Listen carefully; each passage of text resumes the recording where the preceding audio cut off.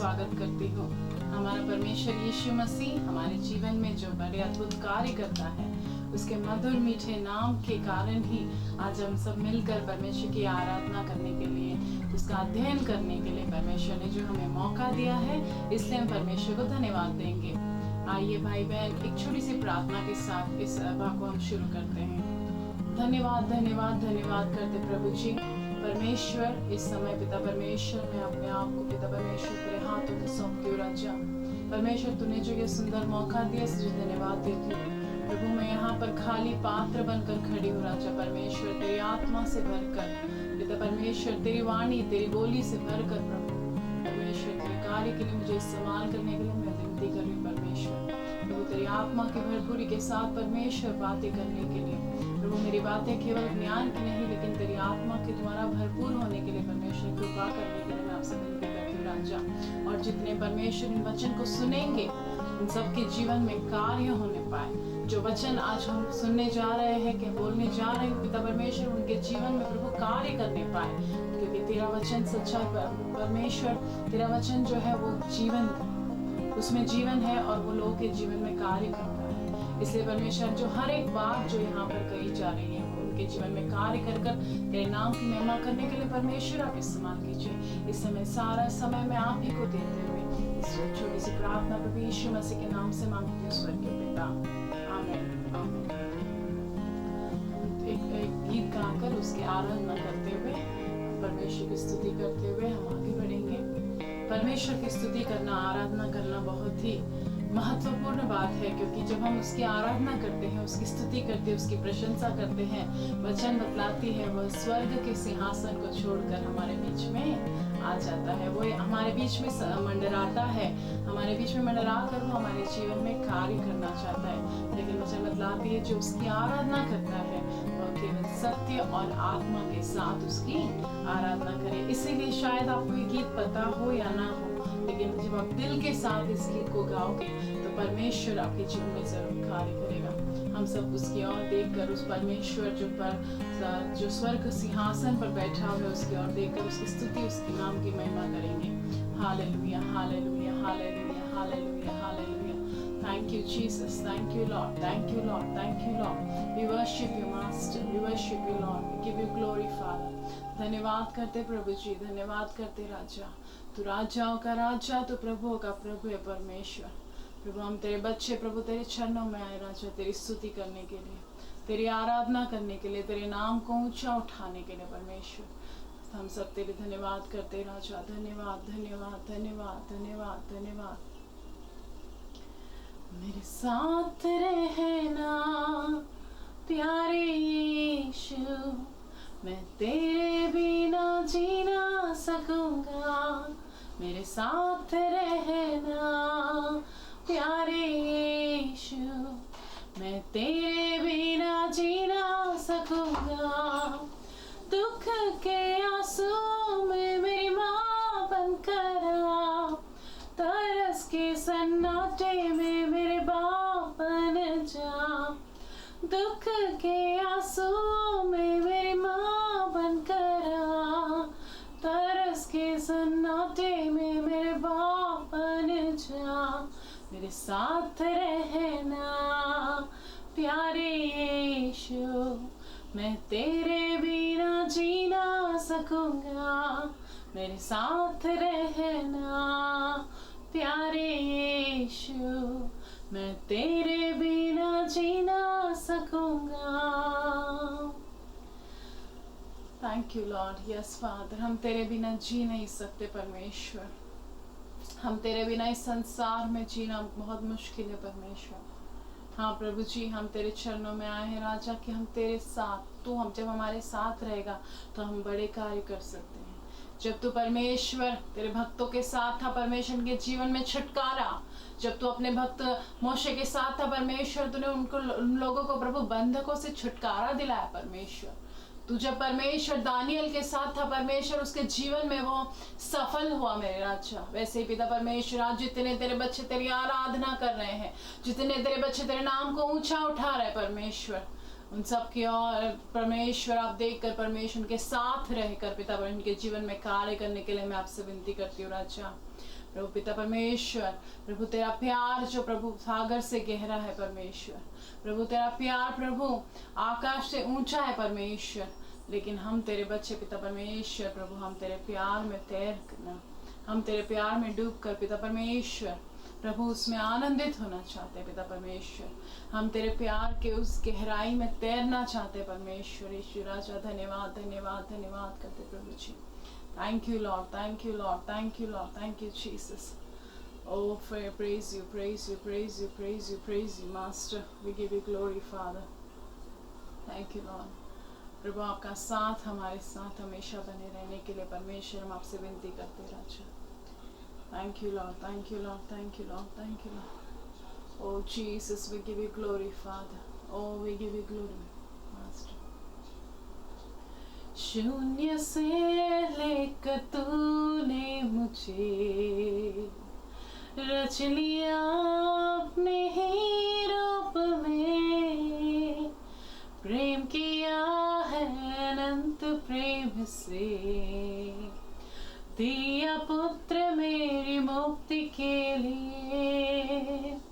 शून्य से लेकर तूने मुझे रच लिया अपने ही रूप में, प्रेम किया है अनंत प्रेम से, दिया पुत्र मेरी मुक्ति के लिए। अनोखा प्यार है तेरा, करूँगा स्तुति तेरी मैं सर्वदा। अनोखा प्यार है तेरा, करूँगा स्तुति तेरी मैं सर्वदा। अनोखा प्यार है तेरा, करूँगा स्तुति तेरी मैं सर्वदा। Thank you Jesus, thank you Lord. हाँ प्रभु जी, हमेशा नित्य परमेश्वर तेरी स्तुति करने के लिए परमेश्वर, जो शून्य में हम थे परमेश्वर, तूने हमें परमेश्वर सृष्टिकर्ता कर हमें रक्षा, नया जीवन दिया, हमारे जीवन में कार्य किया, इसमें आपको धन्यवाद देते राजा। इस समय पिता परमेश्वर जब हम वचन में जा रहे परमेश्वर, मेरे होठों को आप छुइए राजा परमेश्वर, हर एक शब्द हर एक लफ्ज परमेश्वर जो निकलती है मेरे मुंह से परमेश्वर, केवल तेरे नाम की महिमा के लिए होने पाए। हाँ प्रभु, मैं तो यहाँ खाली पात्र बनकर खड़ी हूँ परमेश्वर, केवल तेरी आत्मा के द्वारा भरपूर होकर बहने के लिए, केवल तेरे नाम की महिमा के लिए प्रभु, इस्तेमाल होने के लिए प्रभु, अपने आपको तेरे हाथों में सौंपते, संभालिए, अगुवाई कीजिए। छोटी सी प्रार्थना प्रभु यीशु मसीह के नाम से मांगते स्वर्गीय पिता, आमीन आमीन। भाई बहन, फिर से एक बार आप सभी को परमेश्वर यीशु मसीह के मधुर नाम से मैं आप सभी को स्वागत करती हूँ। और वैसे ही आंध्र प्रदेश बर्जुना मिनिस्ट्रीज के तरफ से जो हमारी सेविकाई आंध्र प्रदेश में हम कर रहे हैं, उसकी ओर से भी आपको शुभकामनाएं देते हैं। और वैसे ही यहोवा निस्सी मिनिस्ट्रीज जिन्होंने मुझे सुंदर मौका दिया है ताकि अपने परमेश्वर ने जो बातें मेरे दिल में रखी उनको बांट कर परमेश्वर के वचनों में आपको बलवंत कर सकूं, आपको प्रेरित कर सकूं। परमेश्वर ने जो सुंदर मौका दिया और आह्वानित किए भाई को भी मैं धन्यवाद देना चाहती हूँ, जिन्होंने ये मौका देकर मुझे परमेश्वर के लिए इस्तेमाल होने के लिए परमेश्वर ने जो कृपा बतलाई। इसलिए परमेश्वर को यहाँ पर रहते हुए सभी लोगों को मैं अपना हृदयपूर्वक धन्यवाद देना चाहती हूँ। तो जब भाई ने मुझे पूछा कि आप ऐसे पेज में जब आप लाइव करना चाहते हो, आप परमेश्वर का वचन बांटिए, तो मैं परमेश्वर के चरणों में बैठी। मैंने कहा परमेश्वर तेरे बच्चे वो कहाँ पर है मैं नहीं जानती, ये लाइव जो देख रहे हैं किस प्रांत में है मैं नहीं जानती, शायद वो लोग उत्तर भारत में है और मैं दक्षिण भारत में हूँ, लेकिन परमेश्वर हम दोनों में काम करने वाला आत्मा एक ही है, पवित्र आत्मा हम दोनों के बीच में है। इसीलिए उनको जो अवसर है, वो जो चाहते हैं, उन बातों को परमेश्वर मुझे बतलाइए। और परमेश्वर ने जो बातें मेरे दिल में रखी, जो मुझसे बातें की, उन्हीं बातों को मैं आपके बीच में रखना चाहती हूँ। जब भाई ने पोस्टर बनाकर मुझे भेजा, उसमें एक सुंदर सा चीज लिखा था, जो लिखा है कि मैं तुम्हारे जीवन में नए कार्य करूंगा। हम सब पढ़ेंगे यशायाह भविष्यद्वक्ता की किताब, उसका 43वां अध्याय 43, यशायाह चैप्टर 43 19वां वचन। उस पर यह लिखा है, देखो मैं एक नई बात करता हूँ, वह अभी प्रकट होगी, क्या तुम उससे अनजान रहोगे? मैं जंगल में एक मार्ग बनाऊंगा और निर्जल देश में नदियां बहाऊंगा। हालेलुया। परमेश्वर हमसे यहाँ पर बात कर रहा है। वो कहता है, देखो मेरे बच्चों, मेरे प्रियजनों, मेरे बेटे, मेरे बेटी, मेरे प्यारे भाई और बहनों, वो कहता है देखो क्या कि मैं एक नई बात करता हूं। परमेश्वर हमारे जीवन में नया कार्य करना चाहता है। हमारा परमेश्वर नयापन को हमेशा चाहता है। देखिए, भजन संगीता का लेखक दाऊद भी जब गीत लिखता था, एक बार वह कहता है कि नए गीत से मेरे हृदय भर चुका है। मैं परमेश्वर अपने राज्य के लिए एक नया गीत में लिख रहा हूँ। परमेश्वर हमारे जीवन में नया कार्य कर रहा है। नया शब्द जो है केवल परमेश्वर को ही नहीं, हम सबको भी बहुत ही पसंद वाली बात है, बहुत खुशी देने वाली बात है। देखो, नया कुछ चीज आज हमारे घर में आता है तो हम कितने खुश हो जाते। कभी नया घर लिया या नई चीज कुछ घर में लेकर आए या नए कपड़े लिए या नया वॉच लिया, जो भी नया कुछ देखते हैं तो हमारे जीवन में एक उत्साह आ जाती है, खुशी उभर जाती है, हम जो है फूले नहीं समाते। तो ठीक उसी तरह आज परमेश्वर आपके जीवन में नए कार्य करने की बात कर रहा है। वो कोई नए घर की बात कर रहा है या क्या कर रहा है, वो आपके अवसर के हिसाब से मैं नहीं जानती, लेकिन परमेश्वर आज आत्मा में आपसे बात कर रहा है। वो आपकी आत्मा से बात करता है, कहता है आज मैं तुम्हारे जीवन में नया कार्य करूंगा। वो कहता है आज मैं तुम्हें नया बनाने वाला हूं। अब तक जो तुम्हारी जीवन है, अब तक की जो तुम्हारी जिंदगी थी, वो नहीं रहेगी। अब मैं तुम्हें क्या करूंगा, नया बनाऊंगा। और वो कहता है वह अभी प्रकट होगा। और वो कहता है ऐसा नहीं कि मैंने आज कहा तो और तुमको इंतजार करना पड़ेगा, बहुत सालों के बाद वो चेंजेस आपके जीवन में आएंगे। नहीं, वो कहता है वह बात अभी प्रकट होगी। और वो कहता है मैं जंगल में एक मार्ग बनाऊंगा। देखो, जंगल में जब हम रहते हैं तो मार्ग दिखना बहुत ही मुश्किल हो जाता है, राइट। हमारे जिंदगी के सफर में हम जो ये जिंदगी जी रहे हैं, हमारे सफर जो हम गुजर रहे हैं, कई बार ऐसा हो जाता है हम कंफ्यूज हो जाते हैं, क्या करना है, कैसे जाना है, किस तरफ। अगर करियर के विषय में किस डायरेक्शन में जाना है। वैसे जंगल की जिंदगी, हमारी यात्रा में जब हम जाते हैं हम कंफ्यूज हो जाते हैं कि राइट जाना है कि लेफ्ट जाना है, क्या करना है। करियर में क्या मुझे मेडिकल में लेना है या फिर कुछ और चीज में लेना है। हमारे जिंदगी के कुछ कोई अच्छा रिश्ता आया, उसे हाँ करे या ना करे, ऐसे कई क्वेश्चंस। जंगल में जैसे मार्ग नहीं होता, वैसे पूरे कंफ्यूज परिस्थिति में जब हम रहेंगे, परमेश्वर कहता है जंगल में मैं मार्ग बनाने वाला परमेश्वर हूँ। वो कहता है भरी घना जंगल क्यों ना हो, चाहे वो अमेज़न फॉरेस्ट क्यों ना हो या कुछ भी क्यों ना हो, वो कहता है मैं तुम्हारे लिए आज उसमें से भी मैं तुम्हारे लिए मार्ग बनाऊंगा। हालेलुया। और साथ ही साथ वो ऐसे कहता है और निर्जल देश में मैं नदियां बहाऊंगा। शायद आपकी परिस्थिति ऐसी होगी कि पूरी रूखी सूखी पड़ी हो, कोई उन्नति नहीं है। जब निर्जल देश कैसा होता है, वहां पर कमी दिखाई देती है हमें, वहां पर लाइफ नहीं होता, वहां पर जीवन नहीं है, वहां पर बढ़ोतरी नहीं है, वहां पर किसी को कोई मतलब खाने के लिए कोई कुछ मिलेगा ऐसे हम नहीं बोल सकते, क्योंकि जहां पर पानी नहीं है वहां पर जीवन नहीं है। तो निर्जल देश है, वहां पर परमेश्वर कहता है निर्जल देश में मैं क्या करूंगा, नदियां बहाऊंगा। पवित्र आत्मा की नदियां वो हमारे जीवन में जब बहाने लगेगा, मेरे प्यारे भाई और बहनों, आपका जीवन हरियाला हो जाएगा, आपका जीवन उभर जाएगा, आप नए बनोगे। केवल ये नहीं, केवल आपके जीवन में आप एक बढ़ोतरी भी देखोगे, क्योंकि जहाँ जल है, जहाँ जीवन है, वहां पर बढ़ोतरी भी आसानी से होती है। आपके जीवन में एक बढ़ोतरी परमेश्वर देने वाला है। इन बातों के द्वारा परमेश्वर अपने लोगों से, इजराइल के लोगों से परमेश्वर यहाँ पर बातें कर रहा है। वो कहता है कि देखो मैं तुमसे एक नई बात करता हूँ, I will do a new thing in your life। परमेश्वर आपके जीवन में नया कार्य करना चाहता है। और जैसे मैंने कहा, हाँ परमेश्वर तो हमारे जीवन में जरूर नया कार्य करना चाहता है, लेकिन नया कार्य मतलब क्या, हम क्या उपेक्षित करें या फिर हमारे जीवन को हम कैसे उसे ठीक करें। क्योंकि कई बार देखो, हम परमेश्वर यीशु मसीह जब इस संसार में थे, उन्होंने कई बार बात करते थे। एक बार एक शब्द या एक लाइन कही थी कि पुराने चीजों को नई चीजों के साथ हमें नहीं मिलाना है, नया दाखरस पुराने बर्तन में नहीं डालना है। आज परमेश्वर हमारे जीवन में नया दाखरस दे रहा है, लेकिन क्या हमारा बर्तन आज नया है? क्योंकि पुराने बर्तन में अगर वो दाखरस डाल तो वो क्या होगा, फट जाएगा, खराब हो जाएगा। इसीलिए आज ये बर्तन जो है आप और मैं, उसमें नयापन होने की बहुत ही जरूरी है। तो मैंने परमेश्वर से कहा कि परमेश्वर तू कैसे हमारे जीवन में नए कार्य करने वाला है, हमें और ठीक तरीके से बता और डिटेल में प्रभु आप हमें समझाइए। तो परमेश्वर ने और एक वचन हमारे बीच में रखा है, हम पढ़ेंगे पतरस की पत्रिका, पहले पतरस की पत्रिका, उसका पहला अध्याय, उसका 3रा वचन। हमारे प्रभु यीशु मसीह के परमेश्वर और पिता का धन्यवाद हो, जिसने यीशु मसीह के मरे हुओं में से जी उठने के द्वारा अपनी बड़ी दया से हमें जीवित आशा के लिए नया जन्म दिया।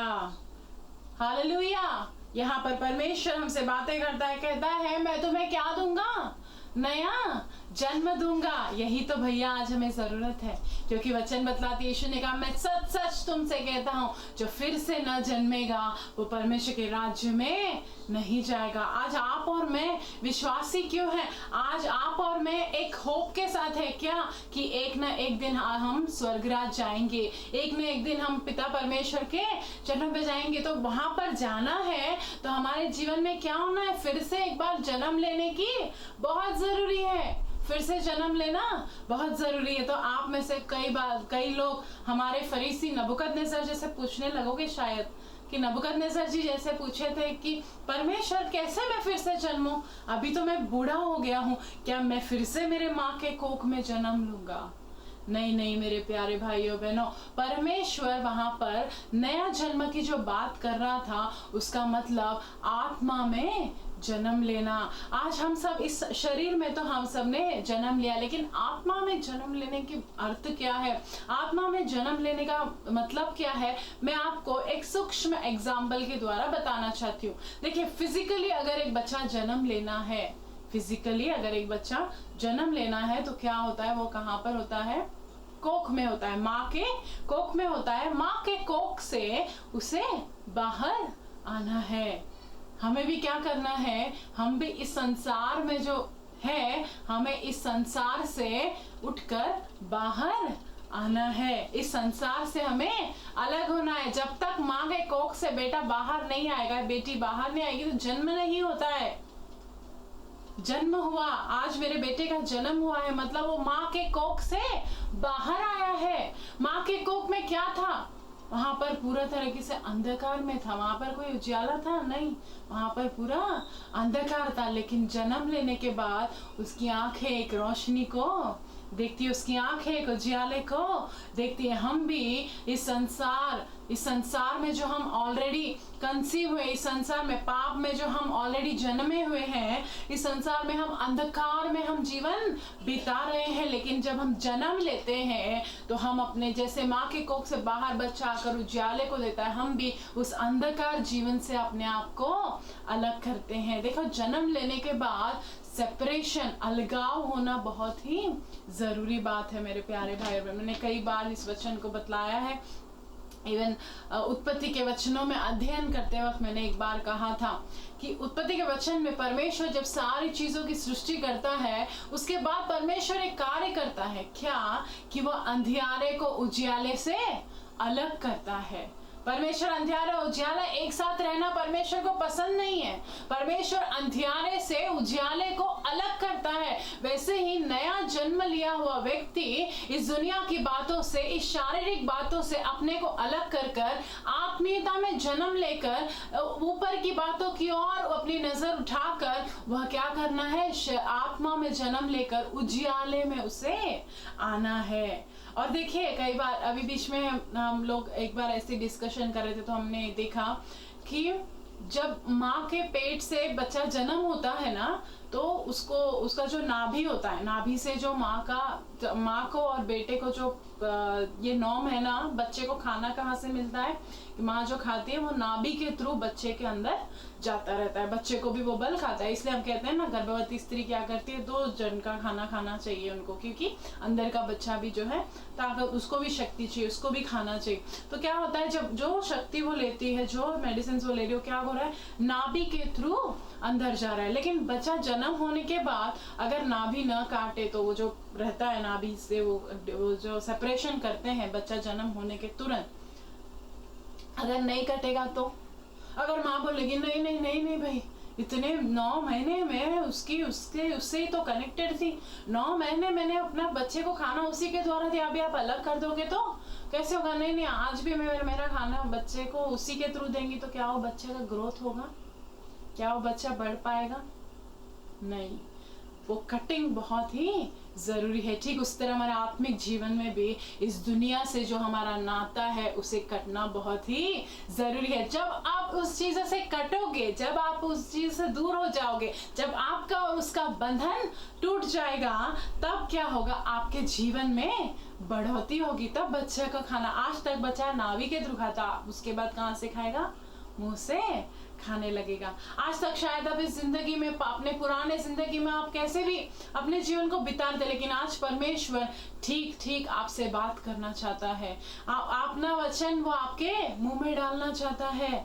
वो ये नहीं चाहता कि किसी और के थ्रू आप परमेश्वर को पास आए, कि कोई और मीडिएटर आपके और मेरे बीच में, मतलब परमेश्वर ये चाहता है कि परमेश्वर और आपके बीच में कोई तीसरा व्यक्ति ना आए। परमेश्वर जो कहता है, परमेश्वर जो देता है, वो सीधे सीधे आपके मुंह में आ सके। नया जन्म लेना। और देखो, जब अंदर, जब गर्भ में होता है, वो एक बदबू भरी चीजें होती है उसके अंदर, मतलब जो गर्भ में जो चीजें होती है वो सब फिल्थी समथिंग। लेकिन जब बाहर आता है उसे अच्छे से क्या करते हैं? हम बच्चे को क्लीन करते हैं ना। बच्चा जब जन्म हो जाता है उसे अच्छी तरह से क्लीन करके, अच्छे से कपड़ा पहना के हम उसको अच्छे से रखते हैं। तो वैसे ही आपको आपके पाप भरे जिंदगी से आपको अपने आप को धुलाए जाते हो। नया जन्म होते ही यीशु के लहू के द्वारा आप शुद्धि किया जाते हो और नए मलमल कपड़े में आपको निपटा जाता है। मेरे प्यार में, नया जन्म लेना मतलब संसार से अपने आप को अलग करना। नया जन्म लेना, इसका मतलब परमेश्वर और आपके बीच में कोई और व्यक्ति नहीं, लेकिन परमेश्वर और आप एक होने के लिए, आप दोनों का संबंध सही होने के लिए आपको जो चाहिए वो परमेश्वर सीधा आपको देगा। अंधकार और उजाले से अलग होने का एक अनुभव नया जन्म का अनुभव है मेरे प्यारे भाइयों और बहनों। यहाँ पर वो कहता है, पहला पत्रस पहला अध्याय उसका 3, उसने क्या कहा? देखिए, हमने पढ़ा ना वो वचन, पहला अध्याय उसका 3रा वचन है, प्रभु यीशु मसीह के परमेश्वर का पिता का धन्यवाद हो, जिसने यीशु मसीह के मरे हुओं में से जी उठने के द्वारा, परमेश्वर जी उठने के द्वारा आज हमारे जीवन में एक कृपा बतलाई गई है। परमेश्वर के जी उठने के द्वारा और उसकी बड़ी दया से जो हम जीवित है, उसने क्या किया? हमारे लिए नया जन्म दिया। आज परमेश्वर आपको नया जन्म देना चाहता है। वो चाहता है कि आप अंधकार से अलग हो जाए। वो चाहता है कि आप दुनिया के बंधनों से अलग हो जाए। वो आपको, वो देखो, जब बिल्याम, जब मुझे वो शब्द बहुत अच्छी लगती है, जब हम देखते हैं जब बालाक राजा बिल्याम को धन देकर उसे कहता है कि आप पहाड़ से देखकर इजराइल देशों को श्रापित करो, उस जनों को श्रापित करो, क्योंकि मैं देख रहा हूँ जहाँ कहीं वो जाते हैं उनका परमेश्वर उनको विजय दे रहा है, इसलिए तू क्या कर, परमेश्वर के नाम से उसे श्राप दे। लेकिन बिल्याम, वो सिचुएशन पूरा मैं बताना नहीं चाहती क्योंकि बहुत सारे बहस के बाद बिल्याम को पहले परमेश्वर मना करता है, लेकिन फिर वो लोभ के चक्कर में बालाक राजा के पास जाता है और वहां पर वो पहाड़ के ऊपर से देखकर कहता है, हे मेरे इज़राइल के लोग, वो इकलौती दिख रही है, वो दुनिया से अलग दिख रही है। जब परमेश्वर स्वर्ग से आपको देखे मेरे प्यारे भाई बहन, आप इज़राइल की नाई अलग दिखना चाहिए। आप अलग, भिन्न, आप सबकी तरह नहीं लेकिन भिन्न है। मेरी बेटी, मेरा बेटा इस दुनिया से भिन्न है। उसके सोच विचार अलग है, उसके बोली अलग है, उसकी चाल अलग है, उसका देखना अलग है। ये मेरे बेटे करके परमेश्वर को वो डिफरेंस जब जैसे बिलाम को ही दिखा, तो मेरा परमेश्वर को और कितना साफ साफ दिखाई देगा। आप सोचिए, अगर बिल्याम वहां पर देखकर आत्मा में वश होकर, पवित्र आत्मा से भरपूर होकर वो कहता है, इज़राइल तुम तो एक अलग की हुई सेना के समान, तुम सारी दुनिया में भिन्न दिखाई दे रही हो। तुम जब वहां से चल कर आ रही हो, तुम सारे लोगों से तुम भिन्न हो, तुम स्पेशल हो। ऐसे कहता है परमेश्वर। आज कहता है, मैं तुम्हारे जीवन में नया कार्य करना चाहता हूँ, लेकिन उसके लिए हमें अपने बर्तन को, बर्तन क्या है? हम है। परमेश्वर का मंदिर क्या है? हम है। तो हम अपने आप को हम नया बनाना है, नया जन्म लेना है। नया जन्म लेने का अर्थ है कि हम दुनिया की बातों से, दुनिया के बंधनों से, अंधकार के विषयों से हम अपने आप को अलग करें। और दूसरी बात हम यहाँ पर जब देखते हैं तो एजेकियल भविष्यद्वक्ता का किताब, उसका 11वां अध्याय एक बार पढ़ेंगे हम। एजेकियल 11वां अध्याय 19वां पद।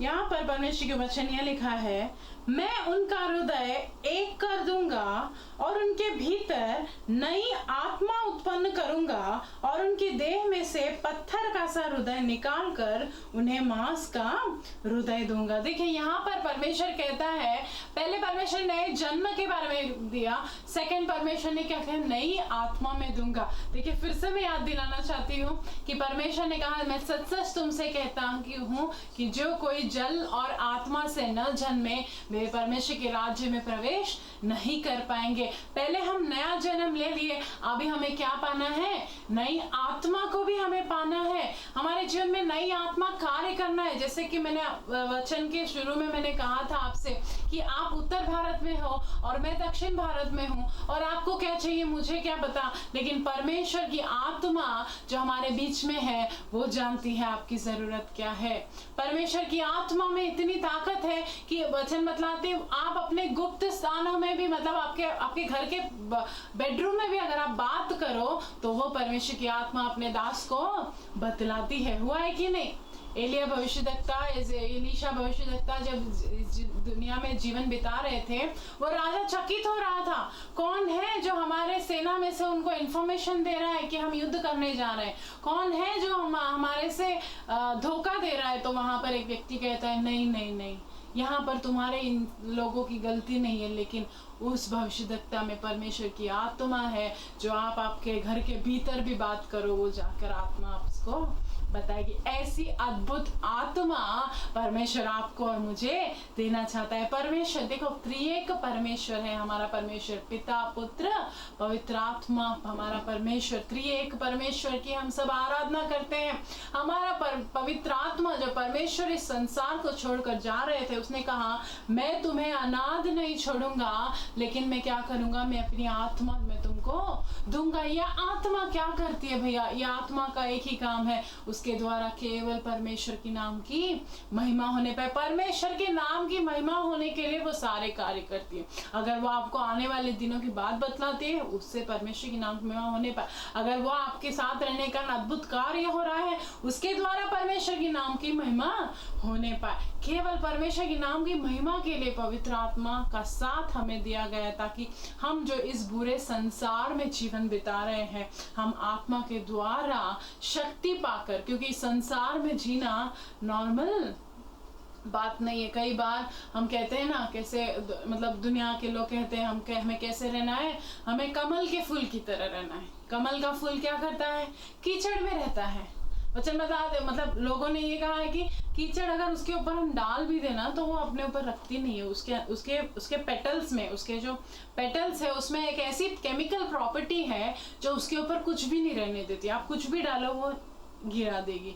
वैसे ही हमारे जीवन में इस बुरे संसार में, इस गंदे, इस कठिन मतलब संसार आज इतना बुरा हो चुका है। आप सब जानते हैं, न्यूज़ देखते हैं, पूरी करप्ट हो चुकी है, आत्मीयता में, सारे चीजों में पूरी तरह बिगड़ चुकी है। मतलब सृष्टि चिल्ला रही है परमेश्वर के, परमेश्वर कब मुझे तू मुक्ति देगा, कब मुझे इस पाप भरे संसार से तू मुझे मतलब पृथ्वी परमेश्वर की ओर देकर दुआ दे। इतनी बुरी हाल है हमारे पृथ्वी। तो इस पृथ्वी में अगर हमें पवित्र बनकर रहना है, परमेश्वर के लिए जीना है, अलग बनकर अपने जीवन को आगे बढ़ाना है, तो हमें किसकी जरूरत है? परमेश्वर की आत्मा की जरूरत है। उसी आत्मा के बारे में परमेश्वर अपने भविष्यद्वक्ता यहेजकेल के द्वारा परमेश्वर कहता है यहाँ पर कि मैं तुम्हें क्या करूंगा, मैं तुम्हारे भीतर एक नई आत्मा उत्पन्न करूंगा। और आत्मा उत्पन्न करने के बाद क्या कहता है? उनकी देह में से पत्थर का सा हृदय निकाल कर मैं उन्हें मांस का हृदय दूंगा। देखो, जब पवित्र आत्मा आपके जीवन में आती है, आपके हृदय बदल जाती है। आपका हृदय का परिस्थिति बदल, तब तक शायद आप बहुत ही कठोर दिल के हो। कठोर दिल का होना मतलब दो तरीके का बात, एक बात कि कितना भी उससे कहे वो मानता नहीं है, वो स्टबर्न है, एकदम जिद्दी, नहीं मैं ऐसा ही हूं, मैं बदलूंगा नहीं। कितने भी परमेश्वर बात करे वो स्वीकार करने के लिए रेडी नहीं है, क्योंकि पथरीले भूमि पर जो बीज बोए गए थे, क्या वो फल लाए? नहीं। पथरीली भूमि जैसे हृदय बनाकर बहुत सारे लोग बैठे, उनका हृदय कठिन हो चुका है। आज परमेश्वर कहता है मैं तुम्हारे जीवन में कार्य करूंगा, वो कहता है क्या होगा?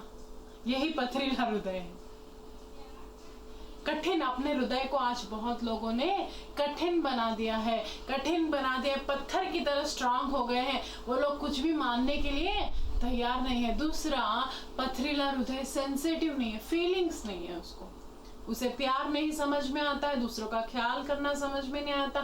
और फ्लैश नहीं होने के कारण सेंसिटिव। फ्लैश से क्या है, आज हमारे शरीर में 5 सेंसेस है ना, 5 सेंसेस है, हमें क्या उसके रेस्पॉन्स आता है। अभी आंख, नाक से हम सूंघते हैं, आंख से देखते हैं, ये सब सेंसेस जो हमारे काम कर रहे हैं, ये सब किसके? शरीर है, इसीलिए ये सब काम कर रहे हैं। तो जब पथरीला हृदय होता है तो ये सेंसेस काम नहीं करते। इसका मतलब आप ना परमेश्वर को देख सकते हो, आप ना परमेश्वर को सुन सकते हो, आप ना परमेश्वर को फील कर सकते हो, आप ना परमेश्वर के स्पर्श को अनुभव कर सकते हो जब पथरीला हृदय होगा।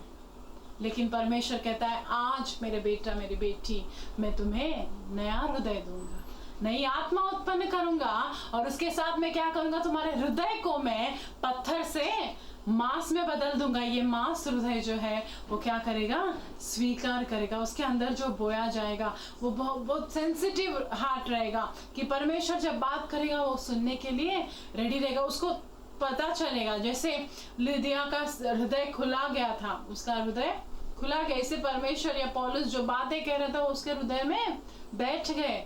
आज बहुत सारे लोग वचन सुनते तो है, लेकिन समझ के साथ नहीं सुनते। समझ के साथ क्यों नहीं सुनते? क्योंकि उनका हृदय कठिन हो चुका है।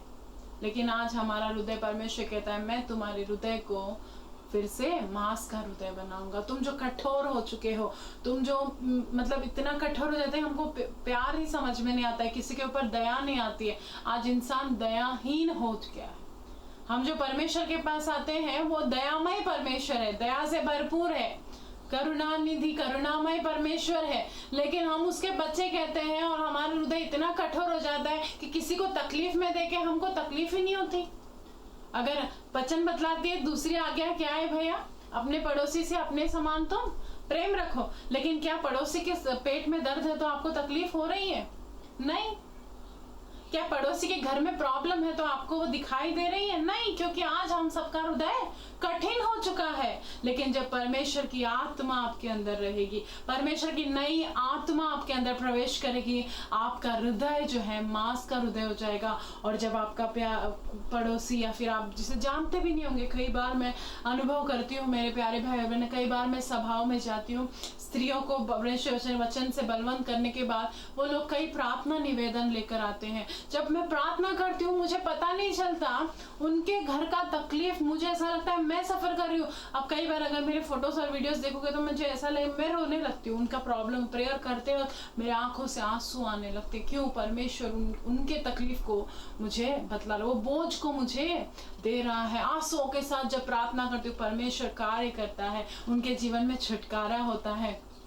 आज परमेश्वर की दया से जहाँ कहीं भी हम जाते हैं, प्रार्थना करते हैं, लोगों के जीवन में बंधकों से छुटकारा। बहुत सारी स्त्रियां बहन, आज मेरे पति का रक्षण नहीं हुआ, वो उद्धार नहीं पाया है, वो मुझे मंदिर में जाने नहीं देता, वो शराब के लिए एकदम गुलाम बन चुका है और मेरा जीवन पूरा नरकदाय है। तो हमने आंसुओं के साथ प्रार्थना किया और तीसरे सभा में वो स्त्री आई, वो बहन आकर बोलती है कि बहन आपने प्रार्थना किया, परमेश्वर ने कार्य किया, मेरा पति बदल गया। आज कलीसिया में अगर कोई प्रार्थना है तो पहले मेरा पति आगे जाता है। देखो परमेश्वर के नाम की महिमा होने पाए। हमारा परमेश्वर कितना महान परमेश्वर है। वो केवल छोटी छोटी बातें नहीं, लेकिन कोई भी बात क्यों ना हो, जब आपका हृदय ये क्यों हुआ? क्योंकि जब हमारा हृदय मांस का हृदय था, जब उसके प्रॉब्लम को हमने हमारा प्रॉब्लम समझा, हमने प्रार्थना किया, क्योंकि हम सिर्फ प्रार्थना कर सकते हैं, कार्य करने वाला परमेश्वर वो है। हम जब प्रार्थना करने लगे, हम जब परमेश्वर के ओर देकर पुकारने लगे, परमेश्वर ने उनके जीवन में कार्य किया। और वैसे ही आज मैं आपसे विनती करती हूँ, आप परमेश्वर से प्रार्थना कीजिए कि परमेश्वर आज मेरे जीवन में तू नया हृदय मुझे दे, नई आत्मा से मुझे भर दे, तेरी आत्मा से मुझे भर कर मेरे हृदय में, मेरा जो कठिन हृदय है उसे मांस का हृदय तू बना दे करके आप सब जब विनती करेंगे, जो परमेश्वर ने वायदा दिया आइज़ाया 43 में परमेश्वर ने आपसे बातें की कि मैं तुम्हारे जीवन में नया कार्य करूंगा, वो परमेश्वर आपके जीवन में नया कार्य करने वाला परमेश्वर है। अगर आपको कोई भी प्रॉब्लम के द्वारा, अगर आप उस कठिनता से आप फेस करें, आप अभी इसी समय परमेश्वर की ओर देकर प्रार्थना कीजिए कि परमेश्वर मेरे जीवन में कार्य कर। प्रभु तेरे बिना हम जी नहीं सकते, तेरे बिना हम कार्य नहीं कर सकते, हमारे जीवन में तू कार्य कर। आइए हम सब मिलकर परमेश्वर की ओर देखकर प्रार्थना करेंगे। मैं ज़्यादा बातें नहीं बतलाना चाहती, क्योंकि मैं इतना मानती हूँ कि जो पवित्र आत्मा एक बात कहता है वो काफ़ी है। परमेश्वर की एक बात आपके जीवन में कार्य करे तो काफ़ी। अगर मैं घंटों घंटों में बात करूँ तो कुछ फ़ायदा नहीं। परमेश्वर ने जो मेरे दिल में बात रखी, उन्हीं बातों को मैं आपको बतला रही हूँ। पर भाई बहन, अगर आपकी कोई प्रार्थना अवसर है तो यहाँ पर आप इस मैसेज के नीचे आप अपना प्रेयर पॉइंट रख सकते हो, या फिर मेरा नंबर है 7738778417। आप प्रेयर रिक्वेस्ट भेज सकते हो, हम आपके लिए ज़रूर प्रार्थना करेंगे। आइए हम सब परमेश्वर की ओर देखकर दुआ करें। धन्यवाद धन्यवाद धन्यवाद करते प्रभु जी, छोटे समय इस समय परमेश्वर, प्रभु संध्या के समय हम तेरे चरणों में आए पिता परमेश्वर, तेरे वचन के द्वारा आपने हमसे बातें किस धन्यवाद करते राजा। प्रभु जी, तेरे वचन के द्वारा परमेश्वर तूने कहा कि तू हमारे जीवन में नए कार्य करेगा, हमारे जीवन में नया जन्म और नई आत्मा के बारे में तूने बात किया। हाँ प्रभु जी, जो बातें हमने सुनी, अंधकार से अलग, परमेश्वर इस दुनिया के बंधनों से अलग कर परमेश्वर, हमारा सोर्स अभी हमारे माता पिता दुनिया के लोग नहीं, बल्कि हमारा सोर्स आज आप है परमेश्वर। आपके द्वारा ही हम अपने प्यास को, अपने भूख को मिटाना चाहते राजा। और उसी तरह परमेश्वर अपनी नई आत्मा से मुझे भर दो, क्योंकि आपकी आत्मा अद्भुत आत्मा है, आपकी आत्मा अद्भुत कार्य करती है, आपकी आत्मा के द्वारा आश्चर्य कार्य होते हैं परमेश्वर। तेरी आत्मा से हमें भरकर हमारे कठिन हृदय को, पथरीले दिल को परमेश्वर आप मांस का हृदय बना दीजिए, ताकि हम आपको देख सके, ताकि हम आपके मधुर स्वर को सुन सके, मीठे स्वर को सुन सके, ताकि परमेश्वर आप जब हमारा आत्मा से हमारे बीच में आए, हम आपको अनुभव कर सके परमेश्वर हर एक बेटा बेटी, हर एक भाई बहन को हम आपके घायल हाथों में सौंपते राजा। जो कोई भी प्रॉब्लम के साथ आज वो परेशान है परमेश्वर, आपके जीवन में कार्य कीजिए परमेश्वर। जब वो प्रेयर रिक्वेस्ट भेजेंगे प्रार्थना करने के लिए परमेश्वर हमें दया बतलाइए, और परमेश्वर अद्भुत गवाही सुनने के लिए परमेश्वर आप मदद करने वाले, धन्यवाद करते राजा। सारे गौरव और महिमा हम आप ही को देते हैं। इस छोटी सी प्रार्थना प्रभु यीशु मसीह के नाम से मांगते स्वर्गीय पिता, आमीन। Praise the Lord. जय मसीह की। फिर से आपको धन्यवाद देना चाहती हूँ सुंदर सा मौका के लिए। अगर आपका कोई भी प्रार्थना निवेदन हो, आप कमेंट्स में अपना प्रेयर रिक्वेस्ट रखिएगा, हम आपके लिए जरूर प्रार्थना करेंगे। Praise the Lord.